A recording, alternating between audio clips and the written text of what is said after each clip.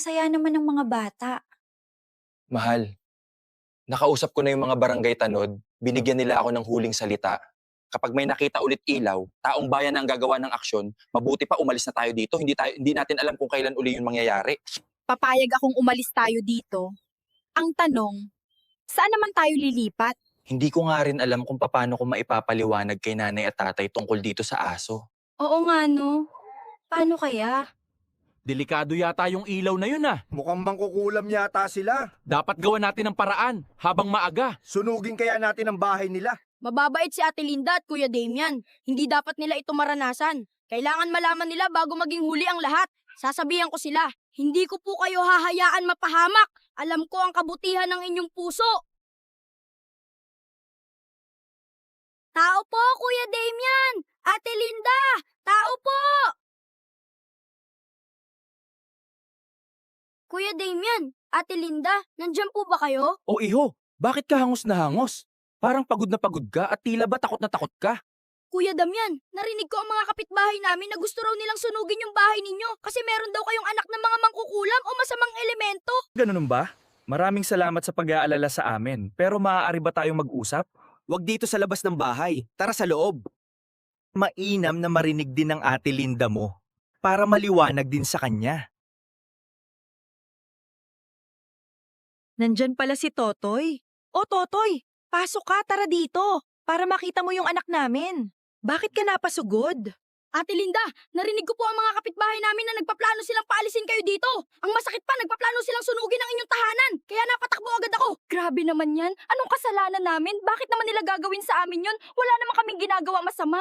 Hindi gusto ng mga bata ang nangyayari. Mahal, habang maaga pa, umalis muna tayo dito. Meron akong alam na pansamantala nating matitirahan. Totoy, may alam ka bang makukuha na tricycle na mabait at malapit sa inyo? Kuya Lando, wala po eh. Kasi mga malalapit sa aking itay ang mga nag-uusap-usap. Pero maghahanap po ako. Baka pwede po nating kausapin yung kumodrona. Tricycle driver po ang asawa nun. Pwede natin puntahan. Pasensya na po kayo kung bakit ako nakasimangot. Nagagalit lang po ako sa mga taong hindi nila alam ang kanilang ginagawa. Mahal, maiwan ka muna namin dito. Sige, samahan mo si Totoy. Ang bait mong bata. Pagpalain ka sana. Hays. Sana maging okay din ang lahat. Alam kong may awa ang Panginoon, hindi niya tayo pababayaan. Bililisan natin. Oo nga, kailangan. Importante ang oras. Alam mo naman ang daan, di ba? Oo. Nandito na tayo. Tao po, Nay. Tao po. Nandiyan kaya siya, hindi ko dapat iniwan ng mag-ina ako. Naririnig ko na ang yapak niya, papunta na siya. O Totoy, Damian, kayo pala yan ano sa atin? Nay, nabanggit po sa akin ni Totoy na may tricycle ang inyong asawa. Pwede ko po bang maarkila ang inyong asawa para sa paglilipat namin? Maglilipat? Pabigla-bigla naman yata, kakapanganak lang ng iyong asawa. At saan naman kayo titira? Hindi ba mabibinat ang iyong asawa sa gagawin nyo? Nay, di ba alam niyo ang sikreto namin na nagliliwanag ang kambal?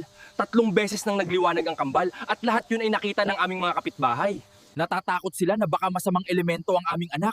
Kapag nagkaroon ng liwanag uli, susunugin kami ng taong bayan. Ayun ba ang kinakatakot nila? O sige, sasama ako, tutulungan ko kayo para hindi mabinat ang iyong asawa. Paparating na ang aking asawa, sigurado ako papagarahin na yon. Ayan na pala ang aking asawa. Tara, magmadali na tayo at maggagabi na. Okay na ba yung mga sulo? Marami na ba tayong nahikayat para sumama? May sibat ba kayo dyan? Baka kailanganin natin. Patalimin nyo yung mga talas ng sibat. Huwag na nating hintayin magkaroon ng liwanag. Taong bayan naman tayo!